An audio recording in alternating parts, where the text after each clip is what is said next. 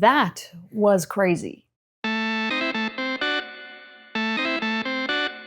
Last week was absolutely one of the craziest things I've ever experienced, and I've given birth twice. If you missed it, 2 months ago, I got laid off. I worked for a company making their YouTube videos, and the last few weeks, I've just been thinking, what if I could be my own employer, where I could never fire myself, where I could never lay myself off, and I could make my own videos about what I wanted to make them about.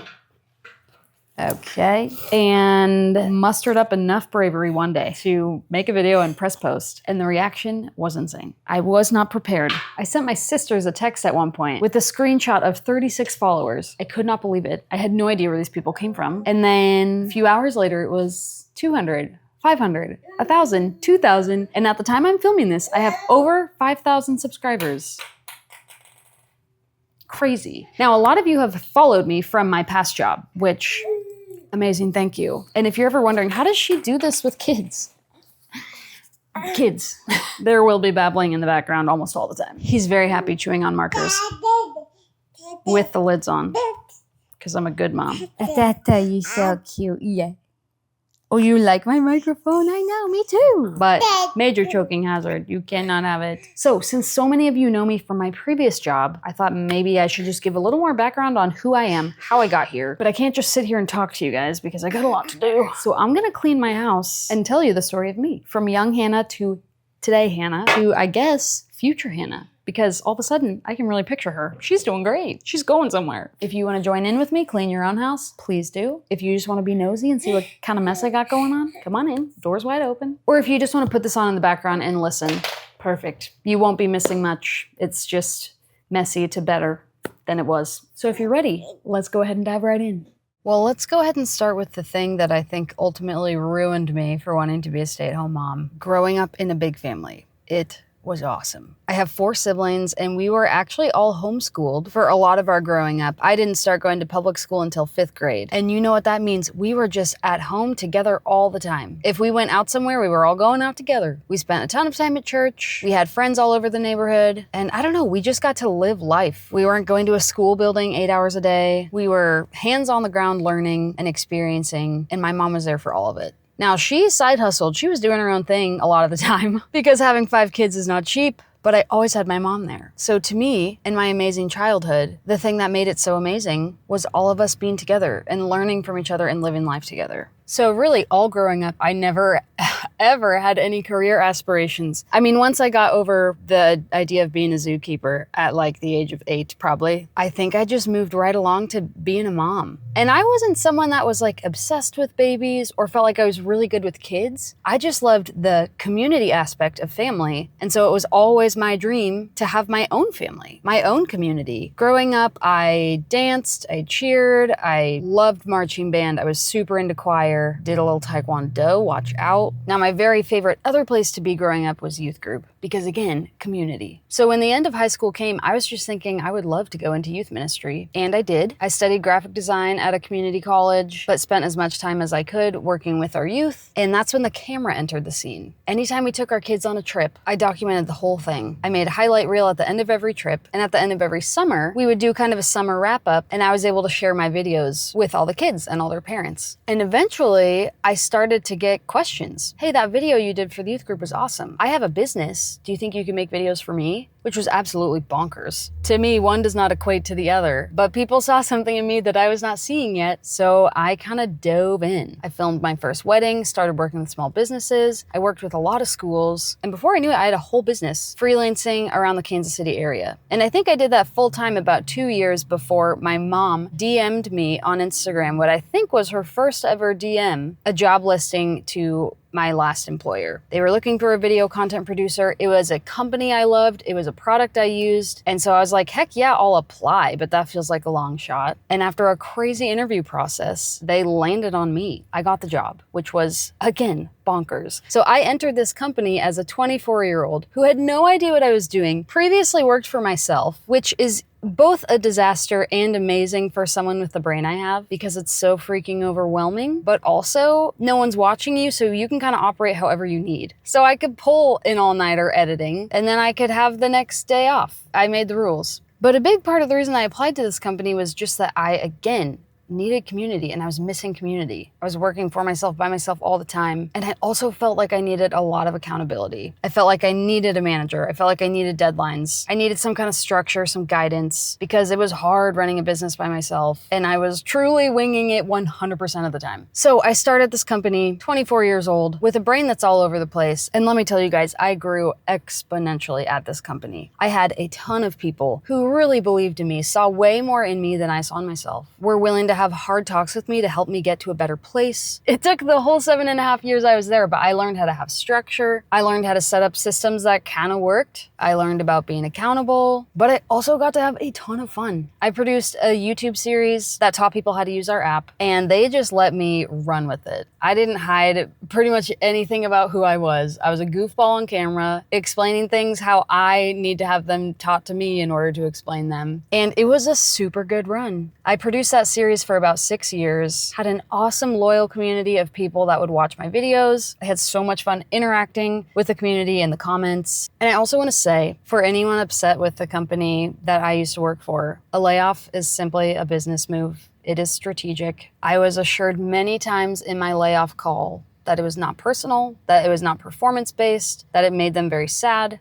They were as kind about it as they could be, and I think it probably hurt their hearts as much as it hurt mine. But here's the thing. The whole time I was at this job, I always thought of it as a season. I always thought, this is what I'm gonna do until I get married and have kids, and then I will stay home and I will raise my kids. I started dating my husband in late 2020. We got married the summer of 2021. That's a whole backstory. We actually dated 3 times before we got married. So if you're thinking, wow, that's a short engagement, it really wasn't. We planned to take maybe 3 years before even trying to have kids, but turns out tracking your cycle is a little more complex than I thought, and we ended up pregnant with our first son a little over a year into our marriage. And we were so nervous. Now, here's the thing about that. We both knew we wanted kids, but we both felt like maybe we're not the best with kids, or parenthood is a scary thing. How do you know when you're ready? And so I just don't know that we would have made that decision on our own, or it sure would have taken us a long time to feel ready and comfortable enough to just start having kids. So the fact that it happened to us accidentally, I think we needed. We were not gonna make that decision on our own. It had to be made for us.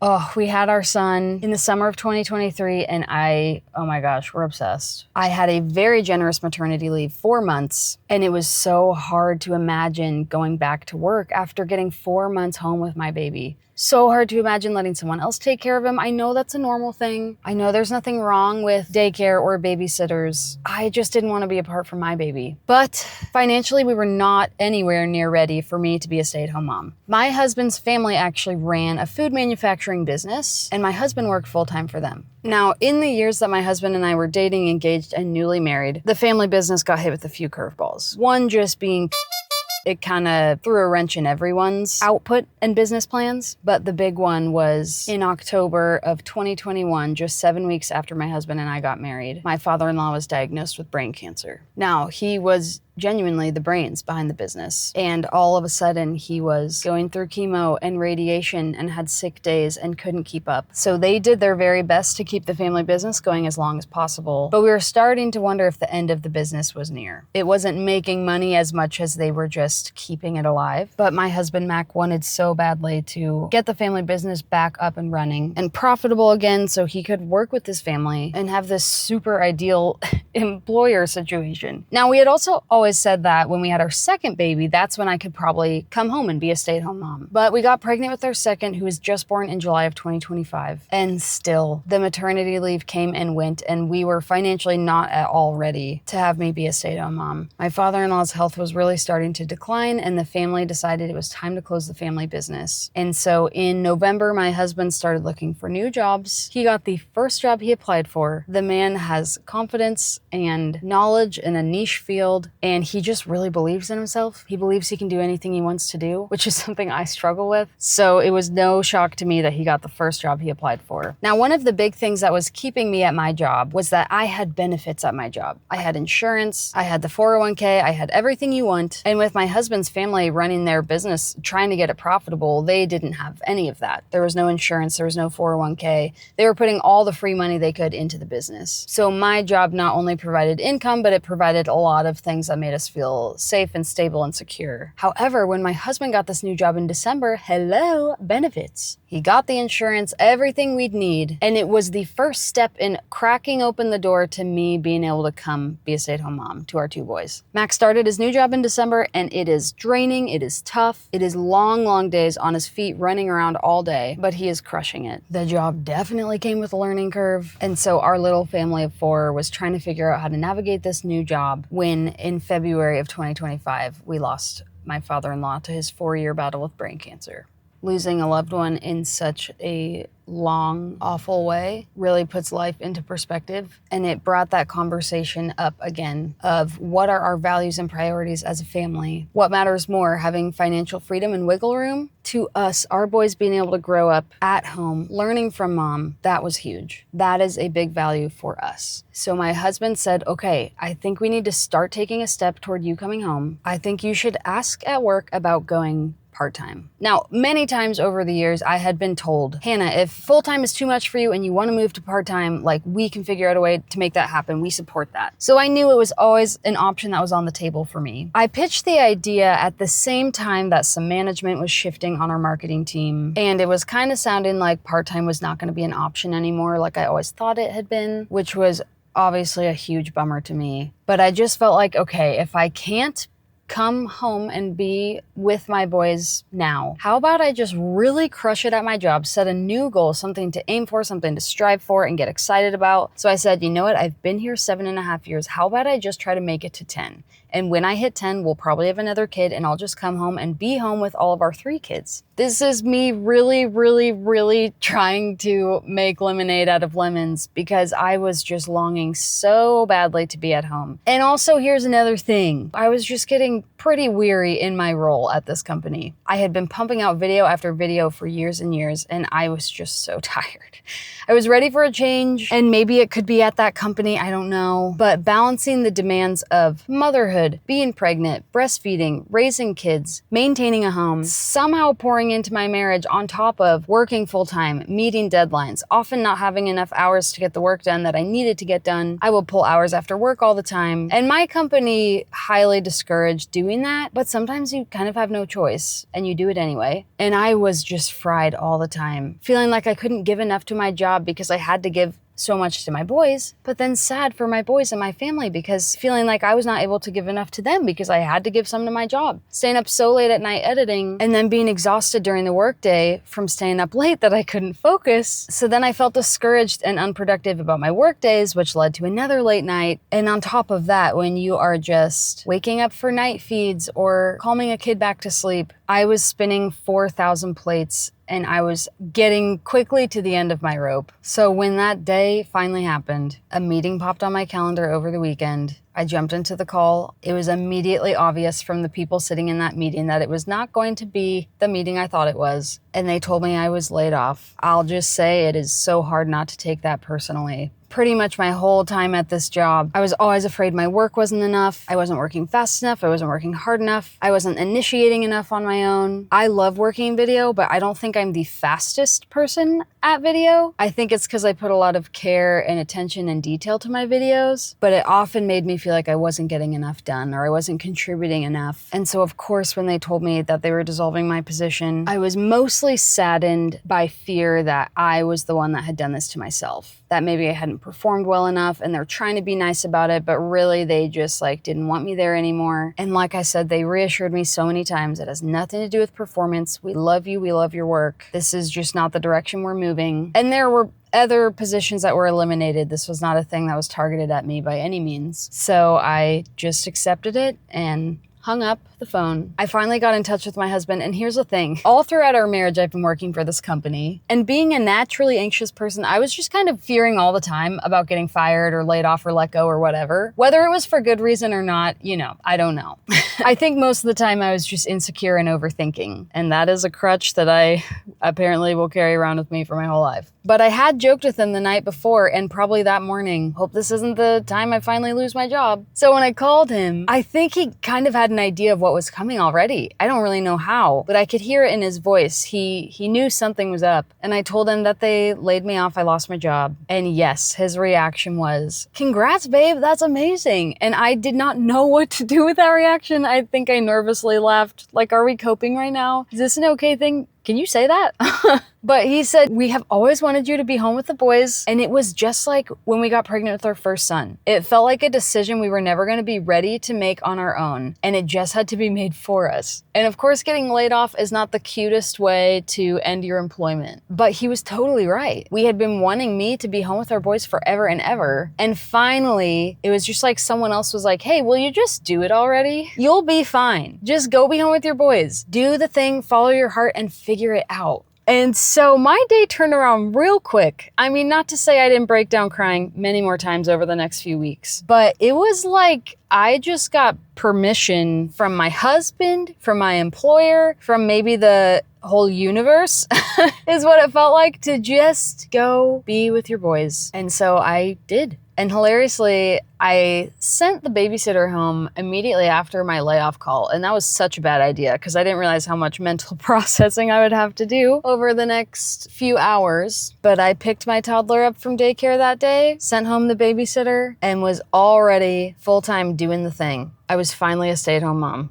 Now, it's been a little over 2 months since that happened. And let me tell you, I was so humbled immediately. I thought, I am a mother. I am a woman. I have been born with these gifts to know exactly how to raise kids and run a household and be a good wife and this and that. And I think if you currently use childcare or daycare or you spend hours away from your kids every day, you probably have no idea how much those people are taking off your plate just to give you a few hours of like mental break from your kids. And like you're doing half the dishes because someone else is feeding your kids. You're not making the muffins all the time or scrambling the eggs or whatever. So the house was messier. The kids were there all the time. My husband wasn't home because he was at work. And I still had the same brain I've always had, which is very forgetful and very easily overwhelmed and hops from one thing to another. And so I expected my first month or two home with my boys to be amazing, magical, delightful. And there were so many of those moments. And there were also so many moments where I was just crying so overwhelmed because I just walked into this whole new thing, a whole new role that I hadn't really fully been doing before. And I was also really struggling with guilt because I had wanted to be a stay-at-home mom my whole life. And here I am crying about it already. My husband is going to work for 13-hour shifts, running around on his feet all day, managing a whole team of people and this and that. And here I am, not able to handle a few nap times and a few meals and a few tantrums. And I just felt like I was already failing at it. My husband and I already were having so many heart-to-hearts where he was like, "Hannah, go easy on yourself. You're just transferring your work stress now to your home life. Any job takes time to adjust to. Give yourself some time." If you got a brand new job and you fully knew exactly what you were doing a month in, that is bonkers, dude. I don't know that anyone has that experience, so why was I expecting to have that experience? I think just because I was in the comfort of my own home and working with these humans that were partly me. And yeah, it's just feeding them and giving them naps and playing some games and going for bike rides. How hard could it be? But this is when I was reminded that no matter what occupation I'm in, whether it's with this company or at home, I still have the same brain. And just like it took me 7.5 years to build some good systems at my old job that finally worked for me and my brain, and I'll say there were still days I was barely hanging on, I'm probably gonna need to do the same thing at home. I'm gonna need to build those routines or rhythms. I'm gonna need to make systems where I can keep up with things, where I don't forget things. And the kids need it too. And so here I am, finally the stay-at-home mom I've always wanted to be, but learning a whole new ballgame. I am so grateful to be home with these boys, and I will never complain about that for a second. But me and this brain, we got some stuff to figure out. But I am so excited. I am so ready. I'm so excited to feel more peace in my head, to have more confidence in my own abilities to make things happen. And it's just gonna take time, and it's gonna take devotion, and it's gonna take humility and learning, and that is what we are about to do. So, if you made it this far, that is a little bit the story of me. I am just so excited to have this opportunity, to have it made so clear right off the bat that I'm right where I need to be, to have so many of you not only showing up to support me, but just being so encouraging. A number of you said, and Sherry, I'm looking at you, that when you got laid off, it was the best thing that ever happened to you, which is so hard to believe at the time. But I think we're doing it. I think we're doing the best thing that's ever happened to us. Thank you for subscribing. Thank you for the watch hours. Thank you for the views. Thank you for the follows on all the different channels. Thank you for your kind, encouraging words. I am so blessed, and I can't believe there is a chance I could support my family while being home with my family. That has always been the dream, and the dream is happening.